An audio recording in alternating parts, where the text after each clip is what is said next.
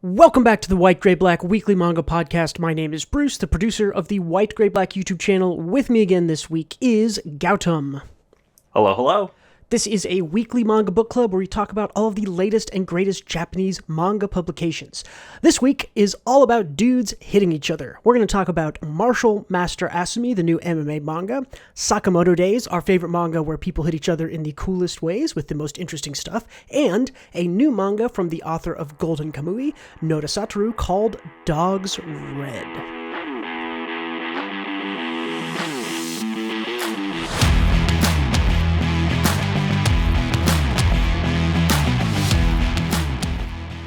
Let's get started with the new one. Let's get started with DogsRed. Gautam, did you read this, and how did you feel about it? Yeah, I did read it. Would we pronounce it DogsRed, or is it like technically? I didn't even think about that, but yeah, I have no idea. Quite possibly, yeah, because the L and the R in Japanese. Yeah, I don't know. I mean, it's about what I think it's about. It's about a figure skater who's going to turn into a hockey player. Dogs, yeah, I don't know. I mean, the Western translators, the fan translators here, did translate it as DogsRed. So I wonder what the original hiragana, katakana, or kanji had it as, because I'm not sure. Let's just call it DogsRed for now, just in case there is like a hidden pun later. And there's egg on our face. I did read DogsRed. It was great. I thought it was a strong first chapter. Yeah. I feel like the first chapter, it felt like more of a setup chapter than most pilots. A lot of pilots usually kind of have like a mini story arc inside of them. And this one kind of just hit the ground running instead. Regardless, I thought it was good. Yeah, I like this a lot. Nothing has gotten me more interested. I have Golden Kamuy on my planned read eventually. I hadn't really thought about it, but this makes me interested because I thought this did a lot of stuff really well, especially in the character front. I thought that the characters were all like really fun and interesting. I thought the facial expressions in the chapter were great. The action was good. The art's good. I mean, I like just about everything that was going on here. So the character design even is got that. I know that this happens in Golden Kamuy also, where it's like everybody is human, but they're like a little weird. Like the main character has this like lines going straight up from his eyebrows, like his the center of his head, which is a little weird. But his face looks like a giant arrow, kind of. A little bit, yeah. But I thought this you're right that it did not really do the sort of like micro arc, small. A lot of chapters start out and they have sort of the introduction, rising, falling, action, climax, all that stuff. This one kind of didn't. It was the parts of the story were a little jumbled up, but I still thought it worked really well. There was some flashback stuff. There was some flashback, not flash forward, but current day. There's kind of like 3 time periods, I guess, happening in this chapter. There's 2010. Yokohama, where we see the main character, performing his ice dance routine, and then it sort of skips forward to where they're essentially shipped off to live with their grandfather, and there was kind of a little bit of the past going on here too. But so I start out kind of going through what happens here. We start out, he gives his performance, it's all great, everyone cheers for him, seems like he's got a bunch of fans, and then the sort of inciting event here is they sort of announce that he's won with the highest score ever for 14-year-old boys or something. And he just like, it's such a good page, actually. I don't think we grabbed it, but like a chair flies onto the ice and someone's like, where'd that chair come from? What's going on? And you turn around and the main character is just like throwing a hissy fit. Like, what a cool kind of character defining moment. Meltdown. Yeah. Yeah. Like, I love that the meltdown he has isn't really explained. Of course, the audience understands why due to the context preceding it, that his mom's death. Mm-hmm. But it's never really explained or talked about by the main character as of this point, and I like that. I mean, it's all really, it's all shown. What is it? Show don't tell, right? It's all shown, right? And it's not. The story does kind of tell us, but it lets you imply. There's no like reporter in the background going, oh, the young competitor threw a fit because his mom died and he was mad. I think it also lets you, I don't want to say like guess or theorize. It doesn't straight up tell us like he's mad at his mom or he's sad and he's lashing out because X. We don't really know why he did it. We know that he's obviously like emotionally upset or compromised in some way, but it doesn't straight up tell us what he's feeling exactly. So shit, I don't think he knows why he did it. Yeah, very true. Yeah, the main character may not even really know why he did it, but yeah, I mean, it's also just a neat little inciting event because this is not what I was expecting. I mean, I was expecting, oh, maybe he's like, he'll be rough around the edges type guy, but I wasn't expecting like, oh, gets first place and trashes the like competitor. Yeah, I loved there's a panel where he uses his skate to just like cut a big line across the kind of backdrop. That's really the sponsor board, and everyone's like freaking out more about the sponsor board than anything else. Yes, yeah. So I mean, that's a good transition into this was really funny in like a lot of different ways. Like I thought the sister was hilarious. The main character has these quirks where he's like, he's like afraid of cockroaches and and all animals, all living creatures aside from humans, he seems to dislike or have an aversion to. There's a funny scene. The part that I laughed at a lot was like, oh, thank goodness, we're way up north. It's really cold. Are there any cockroaches? Like, no, there's no cockroach. Too cold up here. And they drive by a sign that's like, please watch for bears. Like if a bear shows up, do this, and his face like drops. Lots of really funny, like again, just like visual gags. Like this author clearly knows that you don't just have to write. Don't just write jokes. You can tell jokes using visuals and panels and stuff like that. So I liked that about this a lot. I didn't get a picture for it, but I love this panel. The panel before this with the cat. Where he's coming into the room. Yeah, like goofy ass cat behavior where it's squeezing its face through like a small crack in the door. It's so good. It's so good. This is another. One of my next videos that I really want to make is about just like facial expressions, because I think that authors who use either really subtle or really over the top facial expressions often. It's just it's a cool, interesting style to use, and this guy has really over the top facial expressions, and the cat is great, and I thought all the facial expressions from all the characters were, I mean, this is like conveys emotion perfectly from this scene where he's throwing the chair, right? Like it conveys emotion perfectly, but it's also hilarious to look at the same time. So I really appreciate that about it. It's definitely doing double duty, heavy lifting. So they move up with, I think it's their mom's dad, their grandpa. Yeah, mom's dad. Are they in Hokkaido or are they? They're in Hokkaido. They're in the proximity. Yeah, on the they're island, in Hokkaido, right? But like it's like the South Island. But yeah, exactly. I think like in the I can't remember the name of the city, but they're I think on like on the south of the island of Hokkaido. But so then the sort of start of kind of the rest of the story, I guess it would be, is they see this lake as they're driving up. The ice skater main character here goes to skate on the ice, and he runs into a bunch of kids, and there is a goal set up, a ice hockey goal. And he's skating around. The kids are like, "Oh, you don't want to skate by that because little Genma's gonna get you if you do." And then he shows up, and they have like a not really brains versus brawn, like a dexterity versus strength PvP duel here, where it's like right. Genma, the hockey player, is a strength, kind of going at him with all his strength, obviously playing hockey, trying to kind of take down our ice skater dude, and the ice skater's kind of dancing around him. This is a great panel. I'm so glad that was my favorite one. Too. Yeah.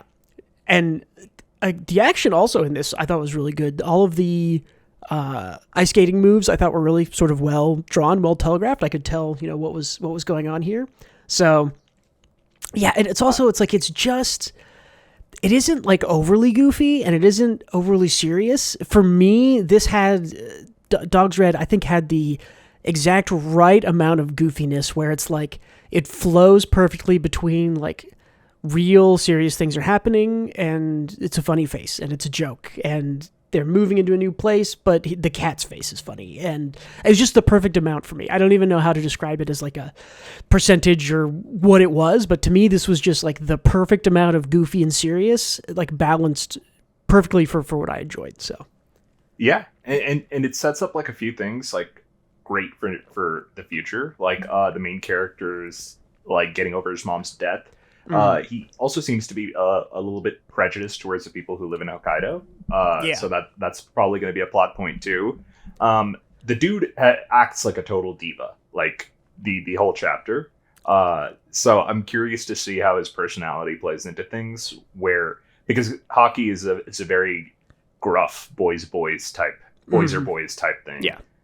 I'm looking forward to it. Yeah, my prediction is this is going to be a a Prince and the Pauper kind of story. Not necessarily where they like trade places, but where it's like, oh, the rough and tumble hockey guy is going to see the sort of beauty of skating, and the beautiful ice skater guy is going to learn the fun and the sort of artistry of the sport of hockey. Like there's going to be, I think, shared culture here, and that's going to be, I assume that's what I got out of this first chapter of what they're setting up the core of the story to be.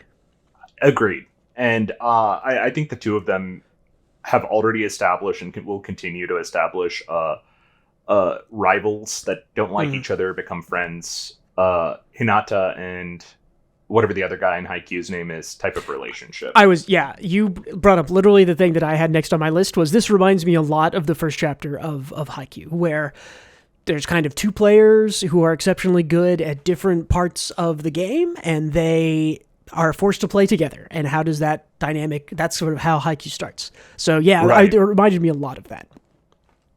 I think that's a great start. I'm looking forward to it. I think as far as sports anime go, we've been seeing a lot of them recently. I think this is one of the ones I'm more interested in. This and MMA have been great. So I guess the last two have been great. Yeah, for sure. And I historically have not very into sports manga or anime. I mean, I've seen Haikyuu might be the only sports thing I've consumed. I'm trying to think. Yeah, it might the only one you liked. Well, I think it's the only one I've ever even really seen. I'm just not super interested. I mean, I've never really been, never really sought out, Ace No Diamond or any of those that I've heard are good. I mean, I guess I read a little bit of Eye Shield 21, not all of it. That's pretty okay.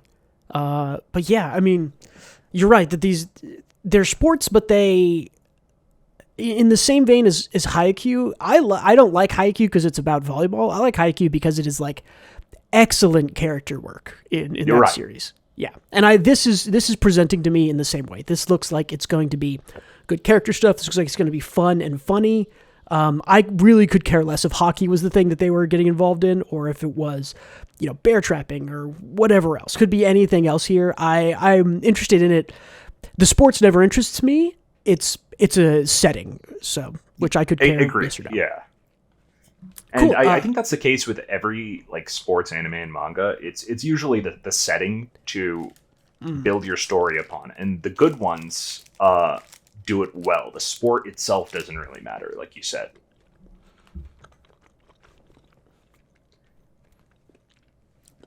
Okay, sorry, you good? munching. Yeah. Yeah. Cool. Anything else on DogsRed here? Nope. Yeah. Good little thing. This has me very interested to read Golden Kamuy. I might go back and start that up after I finish some of the other stuff I'm reading. I should do the same. I haven't read it. And I've heard it's really good. It sells really well and looks kind of equally goofy and serious. So right. Yeah, I've seen some panels. It is very goofy. Yeah. So you mentioned our next little topic here. So let's just move on to that one. Martial Master Asumi, MMA. This series, this is by, what's the author's name? Kawada. The sumo guy. Yeah, whose name I'm forgetting. I'm going to find it. Oh, no, the name is just Kawada. Okay. I thought there were two names. Martial Master Asumi by Kawada. This, I think, so we got over the past, I guess it started in March, didn't it? The new series, or maybe April. So over the past 4.5 months, we've gotten 6 new series and Weekly Shonen Jump. And I think you and I both agree that I think Martial Master Asumi is the best thing of those 6 that we've gotten so far. Yeah. And the thing is, I don't even think it's close. This had the strongest start and has been consistently good chapter after chapter. And it's actually fun to read. Like, I think the others that are on the list are not fun to read. And that includes Tenmaku, which I think is good, and I want to like more than I actually like. I agree. I think Tenmaku, Tenmaku is like sort of a very easy to read because it's visually appealing. And I thought it had a really strong chapter 1, chapter 2.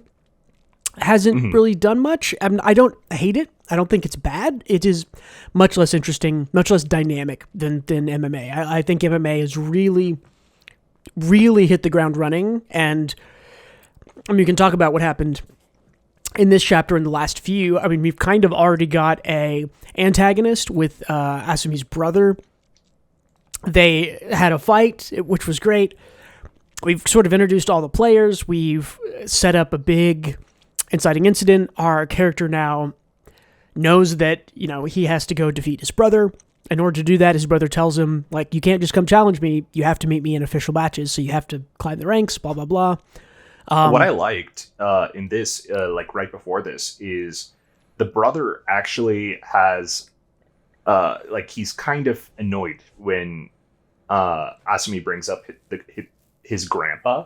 Because and states like something along the lines of even though he was incredibly good and kind of a prodigy at martial arts, it was never good enough for the grandfather. And so he wasn't doing it the grandpa's way, and that was disappointing him. Or I think there's also, for some reason, and again, there's a lot of this dynamic stuff has been set up early on, character-wise and plot-wise. The grandpa seemed to have sort of forgotten the training that he gave to the older brother, because I think it's in this chapter, maybe the chapter before, where he like tries to give him a black belt, and the guy's like, "This is the 11th time you've given me the black belt. Like, we've done this before," because their grandpa has Alzheimer's, right? Or I don't think I don't know if it directly says that, but I'm assumed it's Alzheimer's or something. Something he close pretty much to it. does. Yeah, he has some neurological condition.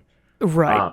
But what I liked about that is that I expected. Well, the brother was kind of a one-dimensional asshole villain up until this chapter, and you can kind of see what skewed his mindset and pushed him down the path he's in, which is the grandpa's general demeanor and attitude towards martial arts before he had Alzheimer's or whatever he has. And I think that's interesting. He's not a one-dimensional villain. He has his reasons, and I'm wondering how they play that flashback going forward, because I want to see if they paint the grandpa in a bad light, or if his brother is just kind of being an asshole. Who knows? Yeah, I mean, it's super interesting because, as we like to say, I don't think it's going to be black or white. I think it's going to be shades of gray. I think it's sort of the older brother to me seems like sort of a victim of the grandfather's, tragic Alzheimer's stuff. And I think he's harboring that as anger, and he's lashing out with that. And I think the younger brother kind of, as we've seen, the main character, Asumi, I think he sort of took it on the nose and dealt with it and tried to kind of smile through the pain without actually confronting it. And I think all of those things are, one, incredibly deep, complex character motivations and choices, and two, neither of those are really the right way to deal with this, which is interesting. But they are kind of opposing ideas, which is a perfect setup to have these brothers fight, have the older brother win. Clearly, they'll fight again in the future, right? As long as this doesn't get canned, which I hope it doesn't. I don't. But it's too good to get canned, and I hope so. Yeah. Yeah. What I thought was cool is that the grandpa throughout the early chapters, due to his brain issues, whatever they are, calls Asumi by his brother's name consistently. So it seems like the brother's issue or trauma is not, aside from the car crash where his parents died, is he has to harbor all the unrealistic expectations that are now being forced on him, despite his incredible performance already. So I think that is a good reason to leave the family and act like this. By the way, this is an MMA manga where people hit each other in a fight. We're talking about these like deep character, and this is why this series is good, because we're talking about all these sort of like deep character motivations, this incredible kind of character writing and opposed brothers and and abuse and dead parents and all this stuff. And it's like, and at the end of the day, it's also just kind of about like MMA and like these two guys fighting, and the action is really well drawn. Compare this to what is the Do Retry, which has the most insane garbage. I don't even know how to describe it. Just awful action paneling and designs and everything. This is really good, and clearly this author, you mentioned he did a sumo manga before this. Clearly this author knows his mixed martial arts, including MMA, all this other stuff, because they're talking about, Matt Hughes' position. I guarantee you I can Google Matt Hughes' position and it'll show me something real. So, but yeah, so I mean, this is like, it's just MMA clip highlights when I Googled it.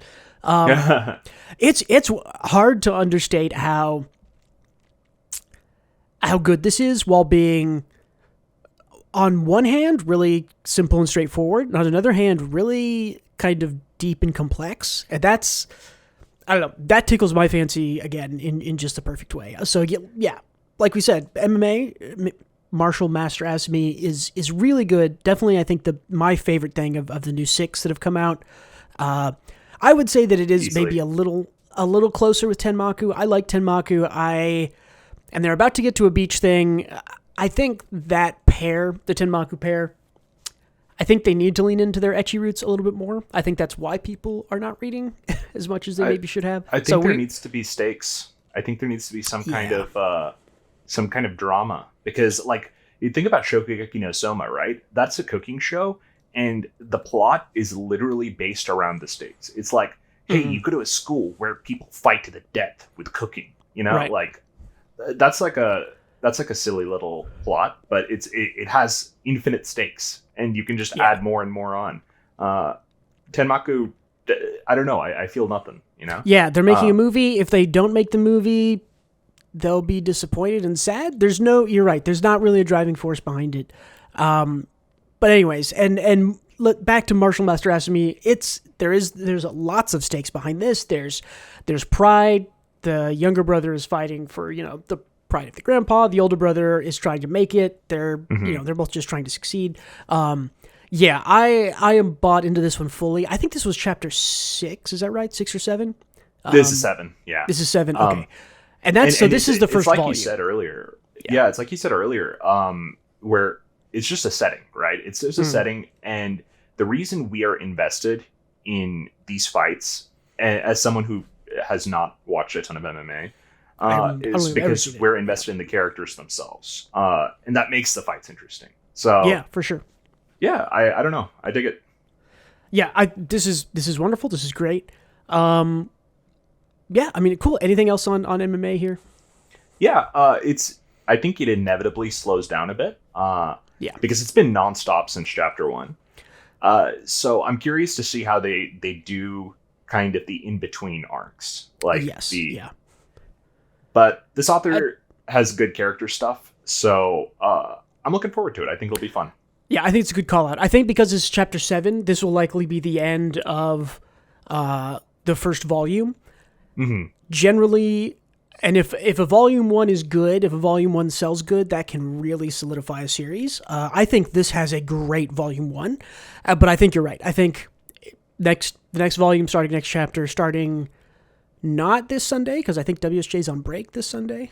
Or is that next week? One of these next 2 weeks. I think it's on break this Sunday.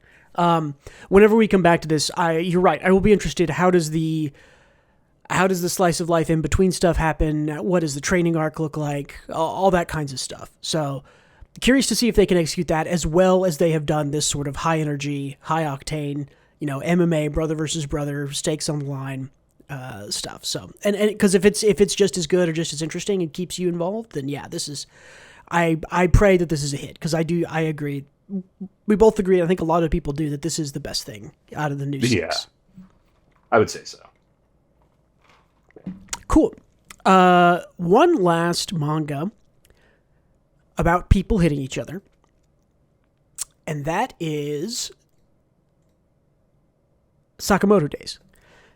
This is the one where people hit each other with interesting things in interesting ways. This is the one we've talked about in the past about how good its action paneling and its choreography specifically is.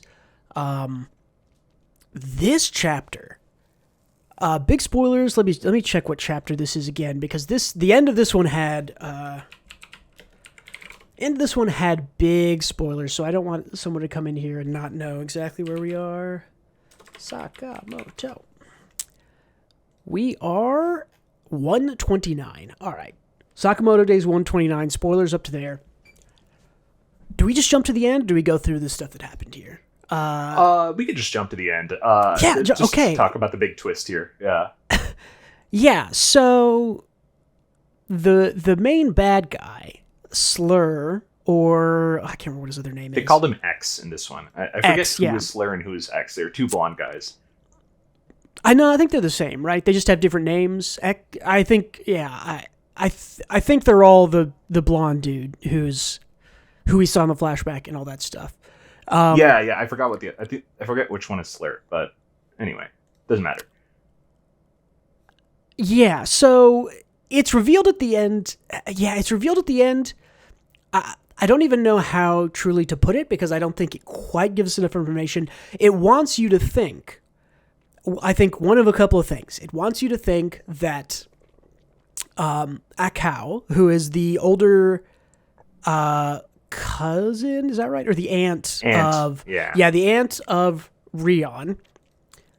Is that right? Or no, Akira. Akira. I was like, man, the names. Okay, yes. Akao is the aunt of Akira. Her reason to come and kill this dude was she thinks that this dude killed her aunt. It is then implied in this chapter that one of a couple things. Either the aunt is this guy. I think that one's maybe a little less likely. The aunt's personality or brain is inside this guy's body, potentially sharing a brain. I think that was the intent of the chapter, the second one. I think that one's more likely. Yeah. Or this main bad guy X has some kind of... Everybody kind of has these minute superpower type things. We have not really seen what this guy's superpower is. So it's possible that his superpower could be some kind of duplication or emulation of other people, of other personalities. I could see the main bad guy having the power of, if I, for instance, watch the camera guy fight, I can now fully impersonate him and fight like the camera guy fully. And I wonder if that, this is my theory here. I think he has some kind of impersonation powers, quote unquote. So I think what he's doing here is impersonating a cow from the past to try to throw off Rion, because we see in this panel here, Sakamoto says, like, don't be fooled, a cow died, who are you? Can I throw a wrench in your theory real quick? The chapter before this, he met Akira for the first time and confused her with Rion. And thought she was Rion. So I think he truly doesn't know who Akira is until just like 10 seconds ago. And now he suddenly knows her very well, you know? Like, that's true. As a cow, he knows her very well. So that's true. Yeah. He says the little, like, you've grown so much or whatever. So, or you haven't grown much. Yeah. Yeah. So yeah, I mean, I don't know. So a few things, right? Yeah. In the chapter where Sakamoto fought him in the flashback, you see a cow's body, but you don't see how she died. You know, she's like an incredibly competent assassin, but she's just there dead, and this dude is unhurt. So that is suspicious innately. She's off-screened, if you will. And two, in that flashback chapter, Sakamoto kills him. And it seems pretty conclusive, his death. I mean, of course, we as the audience know he's not dead because he's the main villain, but right. Big question marks here. I have no idea. Yeah, this could, because Sakamoto Days is very kind of flexible with its, I put this in big quotes here, magic system. It doesn't really, it has, like I said, it kind of has these superpowers, though they aren't, no one has ever said to, they have a superpower, but they do, right? They have these kind of niches that they come at. Like I said, there's like the movie director guy. We have a mind reader. Sakamoto Days is the sort of improvisational weapon guy where, it was mentioned a couple chapters ago, it's like, could you beat Sakamoto? And was it not Rion, the other one? A cow. Yeah. A cow says like, if we're both naked in an empty room, yes. If he has anything he can use as an improvisational weapon, no. So anyways, all that to say, this could be kind of literally anything. This could be a Mission Impossible. It's a cow and she, got a body change. This could be a brain transfer thing. This could be both of their brains are sharing one body or something weird like that. This could be, like I said, this could be the sort of impersonation superpower. Maybe How did they even come back from the dead? Like both of them. Yeah, or who knows? Yeah. Who knows? There are a ton of questions. Yeah. Yeah, but this is a cool twist, and it is a cool twist to leave you confused and guessing. I think. I dig it. Yeah, I think as Game of Thrones and a lot of other sort of weekly released type things have shown us, leaving people with questions and getting people talking around a water cooler, like we're doing in the podcast right now, and you can do in the comments. If you go and leave a comment, come join the water cooler talk. This keeps people engaged. I am more engaged now than I was last chapter, even though this has been good for a long time because I have questions. There's things to talk about. Mm-hmm. You and I can have a conversation around what we think is happening here, and that is a wonderfully sticky technique to use in writing, and I love it. And I think this did an excellent job at it. And I'm super curious to see what happens here. Yeah, I guess we'll find out whenever Jump is not on break. Yeah, I think in 2 weeks, I think it comes back. What would that be? The 12th, I believe we'll get. Real quick, scroll the panels. There's an underrated to the right. Yeah, this is one of my the one where she's laughing at Sakamoto being fat, and I love Sakamoto being like self-conscious and holding his belly. Like it was like such a low blow to be laughed at to his face like that. That's so funny. It's so good, yeah, but it's also like very out of character for X normally, but very in character for a cow. Yeah. And the movie director guy's like, who asked you to ad-lib here? That's great. Either way, yeah, we'll see where this goes. I don't know. My mind is like swimming because I'm like, what is this? What is happening? What's going on? I'm super curious. I could see it being like a science experiment where her both of their dead bodies, like her brain in his body, but they're both vying for control or something like that. That's kind of maybe a pretty likely version, I would say, because they both died in the same area. I think they're working together because she is not on Sakamoto's side at the moment, very much against them, and she knows about his bounty and says, I guess I put too high of a price on your head, kind of a thing, in this final page. Like she ordered it, and we know that X ordered it, quote unquote, what we thought previously. So her fight with him, the fight with him was suspicious as well because she's just dead off screen, and he's completely unhurt, and that seems unlikely too, right? Considering she's like one of the best assassins in the world. So I don't know. I mean, this is a cool mystery to unravel. I'm excited for it. We got a little bit more Mission Impossible intrigue going on here. Cool. They really wrote, the Chinese assassin. They really the other her out girl. Of the story, didn't they? She's just like, like we kind of mentioned, this is a story about boys punching each other. It's not. There's a couple. of Akira's here. But, which I like and enjoy. But yeah, they pretty much did write out the Chinese assassin. I think her superpower of like, when I'm drunk, I can just take on anyone, maybe is a bit too... It's hard to write around, first of all, of like, well, how do you get them alcohol to win? And if they don't have alcohol, they just lose. And if they have alcohol, they win? I don't know. I can kind of see where they... Yeah, I can see how the author maybe just created a little bit of an issue with this. But regardless, Sakamoto Days is great. I'm super excited. I think we're getting an anime soon, hopefully, so... Yeah, that'd be cool. They need a good studio, though. Yeah, they need a really good studio. Anything else on Sakamoto Days here, then? Nope. I think we covered it. Cool. Let's, there's like 2 little pieces of news we can go over and get your thoughts on these. Kindergarten Wars is getting another reprint. I want to say, I haven't brought this every time I've heard it announced, but I brought it maybe 4 or 5 times in the last like year. This is the 7th reprint of volumes 1 and 2 for Kindergarten Boys, the 5th reprint of volume 3, and the 2nd reprint of volume 4. This is the new Spy Family. I think we were having this conversation. I think this is sort of the next generation Spy Family, where it kind of has broad appeal, it has action, it has kind of a family dynamic, there's a romance angle. It's kind of got a little bit of everything, and it's really good, and it's selling like hotcakes. So yeah, and actually, it has a big romance angle. Like that. That's like the last 10. More chapters. Romance than Spy Family for sure. More romance than some romances. Like it doesn't dally around, and it has like a normal.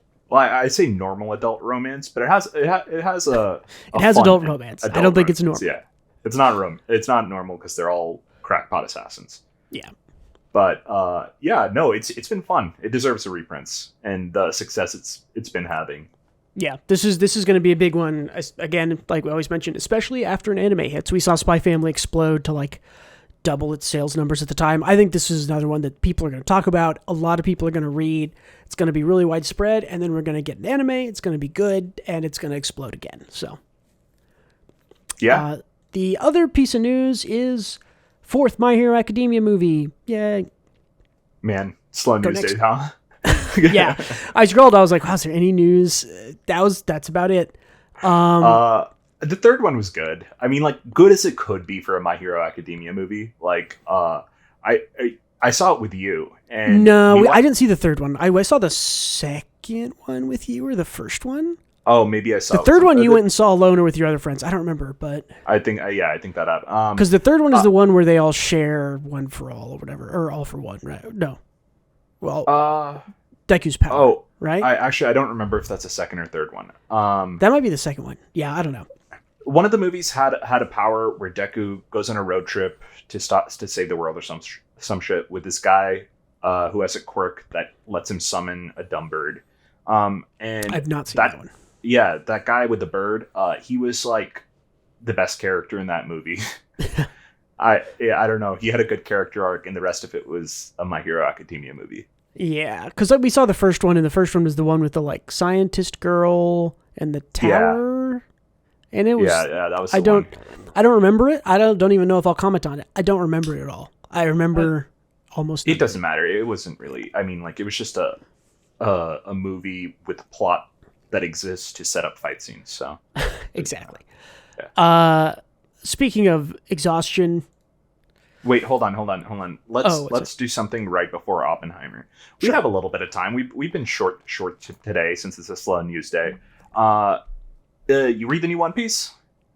I did read the new One Piece that dropped earlier today. Yeah. Let's have an informal chat about the new One Piece. All right. Off the record, so that we can bring it up for real in a future. Yeah, off the record, so we can bring it up for real. I thought it was great. I love the that Oda just decided to cancel the game of Among Us and skip right to the end. Honestly, I'm glad that was as much as I probably would have liked it. It's way more fun. This reveal that the satellite or whatever her name is negotiating with the world government while being held hostage was just hilarious. Yeah, it's a super good reveal. I don't know what to say. It's a callback to like what we discussed last time with awesome One Piece crew shots where the whole crew's lined up. There was another one this chapter. It was freaking great. Yeah, this is a good crew shot. There's no Robin in this shot though. I was like specifically looking for her and I don't see her. Yeah, but anyways, she's replaced with Lucci. Going forward, we have Lucci on the crew. She already has the least lines of any of the Straw Hats. It's great. We finally, how many months? I think that the last time we were actually in Egghead. What is this place? In Egghead was like January or maybe December. Like I legitimately think it's been more than half a year that we've been away from Egghead and Luffy and the crew. It's good to be back, and it feels so good. I'm glad we're just right back into the action. Yeah, I thought it was there was a few interesting things. One, like the elder guy, one of the 5 elders, is on Saturn? the ship. He's right? on the ship leading the assault on Egghead, which is interesting because they never leave their room. Why is he with no fighting abilities overseeing the mission in person? That's curious. Yeah, I don't know. Jay Garcia Saturn is his name. Yeah, lots of, I mean, man, talk about something that's filled to the brim. One Piece has always got tons of stuff going on in it. I actually thought maybe the most interesting thing was the sort of shots of all of the east, southwest, north blue all kind of being affected by the nuke. The deletion. Yeah, the nuke. Oppenheimer. By the deletion of that island. Something that rang sort of, it stood out to me because I think that eventually, how do I say this? There's lots of theories around Joy Boy essentially deleting the red line and the Grand Line, right? And making all the oceans the same. Oh, I see. And that's why I sort of felt like the shots showing, hey, this, massive attack that nuked this island out of existence is affecting all four of the seas. Yeah, I think we're going to get... It's a play towards unity kind of a thing. Yes, and I think, that's exactly sort of what I was looking for. I think that we are going to see more and more kind of worldly points of view, because I think that part of where One Piece is going with Luffy becoming king of the pirates and taking down the world government and all this stuff is I think we're headed towards sort of, one, unifying the oceans, which is symbolic for sort of unifying the people and getting them out from under the world government. So I just thought that page was really interesting because it showed kind of the four corners of the blue oceans, the blue seas or whatever. And I looked at that and I go like, oh, we're going to see more of that going forward, I would guess. We're going to see things happen. We're going to see reactions from around the world, because at the end of the day, all of these people that they're showing, that got affected by this tidal wave, they're all going to be on Luffy's side, is my prediction, right? I think so. I think that's an interesting POV. And we also got a few more reveals. Like, I think it's implied that Garp is all but alive. Like for sure, yeah. We kind of piece that together by kind of him not being shown dead on screen.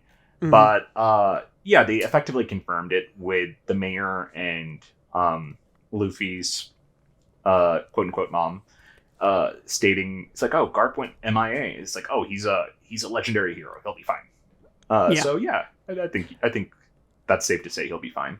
Yeah, we also got, and this is maybe the most sort of historical One Piece thing. We got not necessarily the reveal, because I think we saw some before, but Oda literally laid it out in front of us. It's like, this operation is being spearheaded by 9 Navy HQ admirals, and a few pages later, it's like, by the way, this is under control of the Straw Hats, and there are 10 Straw Hats, and there is 1 J. Garcia Saturn. Hello, it's 10v10. Match them up.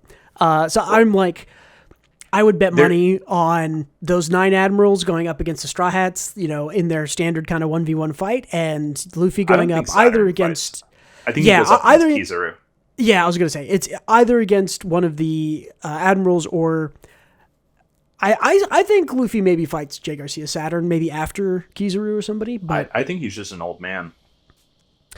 I don't know. Maybe. Yeah. It's possible. We talked a couple months ago. They can turn into, like, weird beasties from the Sabo and section. That could be M's power, or that could be their power. We don't know. A lot of people theorized that when the sort of old dudes turned into those monsters, that was their power, and Oda was just kind of covering up in darkness to not reveal what it is. So I think he probably has a power. I don't know if he'll necessarily fight now, but I do think, I don't know, we'll have to see. It felt very Oda, very One Piece to literally just be like, hey, by the way, now I have to have 9 Navy admirals in the same place, or vice admirals, because there's 10 Straw Hats, and, Luffy fights above his weight, so he can't just fight a vice admiral, but all the others will fight a vice admiral, so that'll be fun to see. I assume at this point the Straw Hats will just mop the floor with the vice admirals after Wano, but who knows? I don't know. I feel like probably like Luffy through Sanji, like in terms of power levels, I think those guys can, but we'll have to see about Usopp and Nami and stuff. Yeah, for sure. Either way, on the parallel of that, right? I love how in the final shot, Luffy still has no idea what's going on. He's just going with the flow, and Nami's like, "Oh, I understand, got it." So he's just leaving the thinking to like Usopp and Nami, who are actually paying attention to all of this, like usual. Yeah, I love it. It's perfect. Yep, I super excited that it's like. I love the detour stuff. Not even detour. I loved all the sort of side story stuff. It revealed a lot. Interested to where the Jewelry Bonnie and Pawpaw Fruit Man, what's his name? I forgot. Kuma, yeah. That's the stuff maybe that I'm most curious about right now. That seems... Me too. That seems very important for the taking down of the world government and the breaking of those walls. But yeah, there's lots of stuff. It feels good that... And it feels good that everything... It feels like a ball rolling downhill now, right? Wano was, I think, sort of the peak, and I think now where we see, it tells us that Egghead is studying the Void Century. They're trying to escape with him. They're, I think, pretty obviously going to go to the Land of the Giants, whose name I've forgotten because there's too many names in One Piece. Elbaf. Yes, Elbaf. But yeah, I mean, all these things are lining up where it's like, okay, Straw Hats escape. They're going to learn more Void Century stuff. That's going to lead to knowing the purpose of Joy Boy or what the Pawpaw Fruit has to do with all this. Yeah, it feels like, again, the One Piece has spread and spread and spread to make itself a larger and larger epic, and we are finally sort of converging things. And I think that's another one of those things of showing us all those different East Blue, South Blue, North Blue, West Blue. It's showing us all these sort of wide, desperate islands and areas that are all having the same experience, because I think the story is on its way from this large, expansive epic. I mean, it's still going to be a quote-unquote epic, but it is going to come down to all the major players in the same place, all resolving at the same time, and we're on that path, and you can feel that, and that's what feels cool. I'm looking forward to the chaos, yeah. Yeah, for sure. I'm going to make one final call before we move on. Okay. And I don't know if people have theorized this. I'm sure that everyone's theorized everything. But Kuma's power in Halloween Town, I forgot what the island is. Thriller Bark. Yeah. He makes a giant bubble with all of Luffy's pain that Zoro absorbs. Yes. I think he has all of the Void Century information in him. And he's probably going to make a bubble with all of that information and share it. That's my call. Okay. Yeah, I had to bring up the wiki. Yeah. I think that's what will make him like relevant to this arc. Yes, because I wanted to bring up the wiki because I wanted to read, the strength of the Pawpaw Fruit is the user is able to push virtually anything they touch into paw-shaped bubbles. This includes both tangible materials like people, objects, and even air, as well as intangible things such as hollows, pain, and memories. I think the memories thing. There it is. Yeah, I think that's what I was looking for, was that line right there. I do think, because we saw in Egghead, didn't we see a Pawpaw memory bubble? That I think so. That Bonnie touched and learned something. So I think she's got info that we're going to get out of her. Probably as everything is happening, because that's how Oda likes to do it. As everything is chaotic and fighting, Bonnie will reveal some sort of world-shattering memory bubble thing from Kuma. Yeah. So yeah, we will see. Anyway, speaking on to of Oppenheimer. Yeah, speaking of nukes, yeah, let's talk about Oppenheimer. We both saw this weekend. Amazing movie, very, very good movie. Not an enjoyable movie, I would say, simply because it is a draining political circus to watch, but is riveting to watch, I would say. How'd you feel about it? I thought I was compelled the whole way through. I enjoyed the movie a lot. You're right. While I enjoyed it, it was like a dreary movie. I think the end kind of fills you with existential dread, but that's what it's going for. But I don't think it's for everyone. I think if you don't want a 3-hour movie of pretty much all politics, then don't watch this movie. and kind of backstabs and trying to work people over other people, and right. I was not expecting that. I was very much more expecting a sort of like Oppenheimer gets the dream team together, they create the bomb. Whoops, what have we done? The end. This was much more. There's a lot more going on. A lot of literal politics and also just kind of internal people-to-people politics in the Los Alamos settlement camp city, whatever you want to call that. But yeah, it was an amazing movie. And this, I think, has solidified that Chris Nolan is the best. His movies have the best last 2 to 3 minutes of any movies I've ever seen. Thinking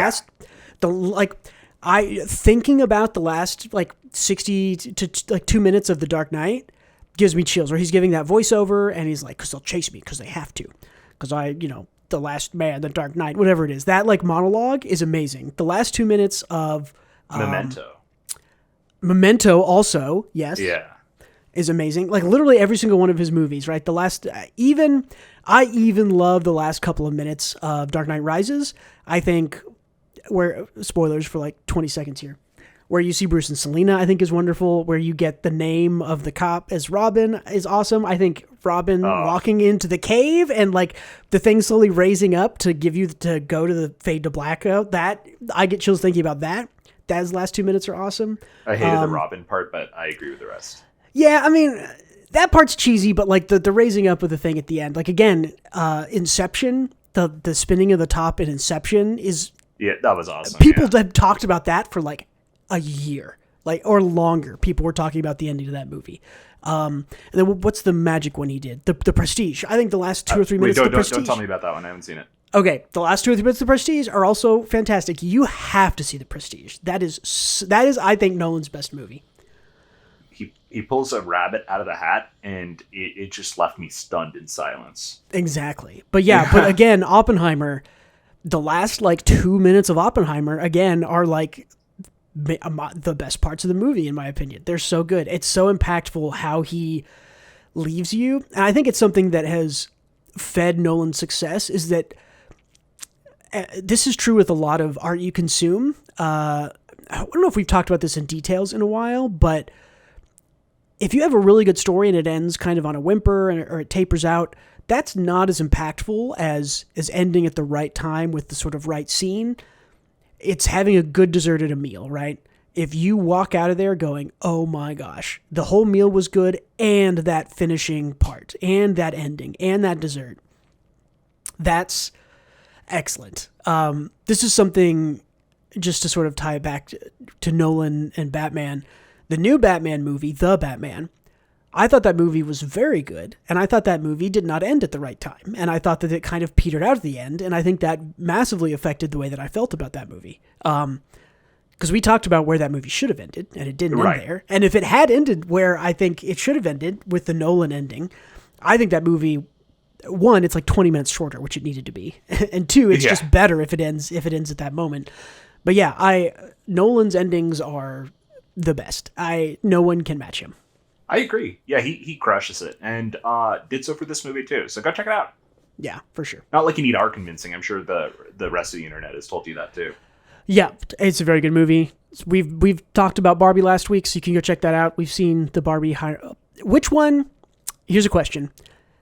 Not necessarily which one did you enjoy more, but which one do you think is a better movie, Barbie or Oppenheimer? That I feel like that is impossible to answer. It's like saying what's better, Shawshank or Zoolander. I mean, I guess I have an opinion, but yeah, I it's like I won't trap us. I won't trap us there. It's too different. It's too freaking different. They're very. Also, yeah. I don't know who said this, that you shouldn't watch Barbie and Oppenheimer at the same time. I agree. I don't think that's a good idea. Just watch them on different weekends. They both leave, Barbie left me thinking about a lot of things. I had a lot of thoughts during my head. Oppenheimer left me sort of exhausted from just you know, it's a very intense movie, a very, very intense movie. So yeah, I'm glad that I did not try to do both of these movies in the same day. I would have not gotten as much out of one of them as I did. Yeah, if we had tickets to see Oppenheimer and then Barbie, I don't think I would have seen Barbie. I think I would have just gone home. And I think that if I saw Barbie and then Oppenheimer, I would have liked Oppenheimer less, just because my brain would have already been full. Yeah, exactly. Cool. So I've been reading this book by Stephen King. It's called On Writing. This is one of the books that I see recommended wholesale in almost every list for writers. I thought I'd check it out. Man, have you ever read anything by Stephen King, Gautam? Yeah. It's been a long time, but what do you know? Remember what you read? I've read Pet Sematary and I've read The Shining. Okay, this guy can fucking write. Like, I want to say like no one else can, but there are obviously other people that are good writers, but man, this book is kind of structured just as little vignettes that are, you know, a paragraph, sometimes 2 or 3 pages long, kind of starting at the start of his life and going up through. He has this section that's maybe a page and a half long that's about when he would get ear infections as a kid and his mom would take him in. That's like maybe some of the like most compelling 2 pages I've ever read. They're just like that well written. Like this. That's insane. It's such a cool. It really is though. Like you could just read it, and it's just the way he. Wordsmith is such. It's such a stupid phrase that I don't like using, but just like the way he crafts the arc of him, you know, having pain and being taken to the doctor by his mother and being held down and having his ear drained and then having to go back and have it done again and then having to go back and having it done a third time. The way that he just kind of like ranks up the kind of dread that he felt and the pain and everything. Stephen King is like a hell of a writer. I mean, I think that's the most obvious thing maybe we've ever said on this. I have only ever read the first, what's it called? The Gunslinger? The first part of the Dark Tower series? Dark Tower, yeah. Yeah, that's the only... Pause you there, Bruce. I value you as a friend, and I trust you. I trust you quite a bit. But you telling me that him writing about his ear infection as a child is the most compelling 2 pages you've read in a while. It's like you telling me that you saw a unicorn the other day and it was crazy. It's like, sure, I trust you. Yeah. But what do you mean by that? How did you... You have to read it to understand. It was one of those things where, because it's separated out as sort of a little like chapter paragraph thing. And it's, you know, it's like 9, right? It's just like 9. And all it is he talks about, like, we moved into this place and I had an ear infection. And you have to, because I realized when I was done reading it and there was a break and I moved on to the next section, I was like, he makes you feel things, which is a power that writers have that not all writers are able to tap into. Sometimes you can go, oh, ew, that was gross. But like he got to the end of that, like it's literally 2 pages long, maybe 2.5 pages long. And it was like, man, I felt his dread. I felt his pain. Yeah, I mean, part of this maybe is that like I had ear infections also when I was little, but I didn't. So it's tapping into something maybe that's a bit more personal for me, but also like he's done it a couple other times. I'm I don't know, maybe a third of the way through it now. But he talks about what is it? He's on the school newspaper in his like sophomore year of high school or something, and him and one other kid, and it's like in small town Maine or something, right? He grew up in the Northeast. All his stories take place very typically in the Northeast of America. And they just like don't publish a single paper. They publish like one paper, but he talks about how writers sometimes they'll go through phases where they're very low energy and then they'll just write a storm. And he goes through one of those phases while he's on this newspaper team, and he writes not a real newspaper. He writes a fake newspaper that just makes fun of all the teachers. And he prints it and he distributes it, and everyone in school loves it because obviously he's a great writer already. He's been writing since he was like 6. He talks about it, like makes fun of all the teachers. It calls them by these little names that they don't know they have, that all the students. That part sounds fun. Yeah, well, but he gets in trouble for it. He gets called to the principal's office. One of the teachers is like really offended and confronts him, demands an apology. And like reading this part again, I'm going through it and I'm like, I'm feeling all of these things that Stephen King wants me to feel while I'm reading this. I am feeling his elation at how popular it is, the sort of fame that it brings him, and that everyone loves it and is laughing at it, and that he can make people laugh and smile. And he says, like he talks about when your writing does that, that's, the single most rewarding thing you can ever have. And the sort of the tragedy of having to, he sells all the papers for like a quarter or something, right? It costs him like 17 cents to print them up, and he sells them for a quarter. He makes $9 in 1963, which is a ton of money, right? That'd be like, $100 or something today. And he has to give all that money back. And he talks about how and you feel like something about the way he writes is I feel what he wants me to feel. It feels so sad to listen to Stephen King talking about how he has to give every single person who bought one of his papers, give them their quarterback, and how so many of them are like, I'm keeping the paper because I think it's funny, and how he felt about that. That was kind of its own reward. I don't know. And again, it's just like, that's like 2 or 3 pages in the book. This is not like a huge chapter long thing. I need to read more Stephen King is what I'm learning, because he's so concise and poignant, and he makes you feel things, and that's what I like. I don't like things that are overly wordy or verbose. I definitely need to read more Stephen King, because this book is like, it's not every single section, but I get through some of these sections and I'm like, that was the greatest 3 paragraphs I've ever read, ever. It's how I talk about Urasawa sometimes, is just like, that's the single greatest individual manga chapter by itself I've ever read. I'm getting the same thing with Stephen King here. I think it's obvious, right? This guy is one of, if not the best-selling author of all time. I think he's top 5. I don't think he's number 1. I think maybe Agatha Christie's number 1, or the Bible. But it's amazing. I'm super excited to go read more of it. It's so easy to read. It makes you feel things. It's great. I mean, I'm very late to the party on Stephen King is what I'll say, but I'm very much enjoying this book is On Writing, which is a little memoir that he wrote about his writing craft. So nice, man. Glad you're enjoying it. He cranks them out too. He used to, yeah. When he was doing cocaine, he cranked out a lot of books. Yeah. We have not gotten to that part yet. I've only just now gotten to. He's like 17 or 18, and he joins the like local paper to write sports, which is kind of funny to imagine, but. Huh. But yeah, no, I have to read more I have to read more in general. I kind of, it used to be like a habit of mine, but I haven't done it in a while. Anyway, hey, we're tangenting. Let's wrap this. We're an hour. Cool. Anything else you want to say this week? I'm all good. Cool. Thanks everybody for staying and listening or watching. If you enjoy the podcast and you want to support us, give us a like or a follow. Positive reinforcements, go do them. Absolutely. If you want to give us some money, head on over to Patreon at patreon.com/WGBmanga. I have a plan to read out Patreon names whenever they come in. We don't have any. Can you imagine? You could be the only person we think at the start of this podcast. Go over to patreon.com/WGBmanga. Give us some money. I'll get your name. We'll announce you as our the sole proprietor of our entire podcast. There's bonus episodes there, so you're getting a reward too. Check me out on Twitter /X at WGBmanga. And yeah, thank you so much for being here. See you later. Come back next week and the week after that. Keep coming back, and don't forget to read more manga.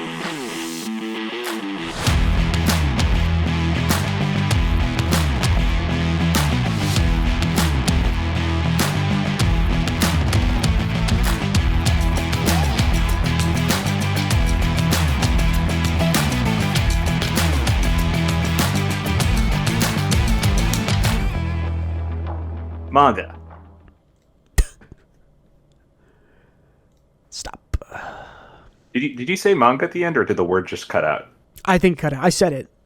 Oh, okay. I said it because it like cut out from me. Did it cut out? Yeah. So I thought you were like wanting me to finish it or something. I was like, okay. Maybe. Yeah. So it's just me randomly saying manga at the end then. I wondered. I was like, he also said manga. Cool. Yeah, it's like, why did he do that? Funny.